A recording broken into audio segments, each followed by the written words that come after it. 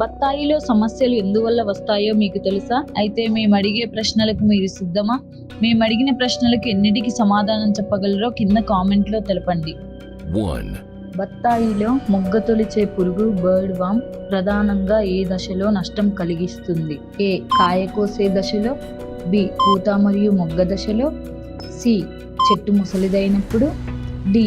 పైవన్నీ.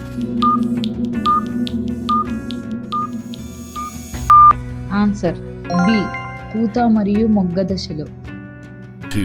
తోటలో వేరుకుళ్ళు రూట్ రాట్ రాకుండా ఉండాలంటే నీటిని ఏ పద్ధతిలో అందించడం ఉత్తమం? ఏ. కాలువల ద్వారా ఫ్లడ్ ఇరిగేషన్, బి. రింగ్ పద్ధతి బేసిన్ మెథడ్ లేదా డ్రిప్, సి. పైపులతో నేరుగా మొదళ్లలో పోయడం, డి.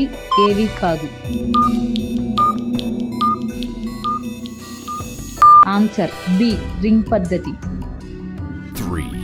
బత్తాయి ఆకులు అంచులే కాకుండా ఆకు మొత్తం పసుపు రంగులోకి మారి రాలిపోతుంటే అది ఏ లోపం వల్ల కావచ్చు? ఏ. నత్రజని నైట్రోజన్ లోపం, బి. భాస్వరం లోపం, సి. కాల్షియం లోపం, డి. పైవన్నీ.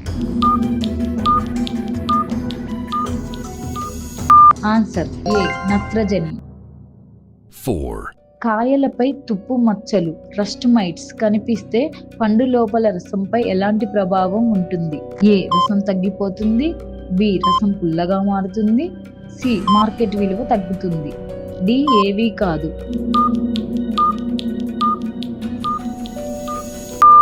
Answer C. మార్కెట్ విలువ తగ్గుతుంది. 5. కొత్తగా తోట పెట్టేటప్పుడు వైరస్ రహిత మొక్కలను ఎంచుకోవడానికి ప్రధాన కారణం ఏమిటి? ఏ. మొక్కలు త్వరగా పెరుగుతాయని, బి. ట్రిస్టేజా మరియు గ్రీనింగ్ వంటి వ్యాధులు రాకుండా ఉండడానికి, సి. మొక్కలు తక్కువ నీటిని తీసుకుంటాయని, డి. పైవన్నీ. Answer B.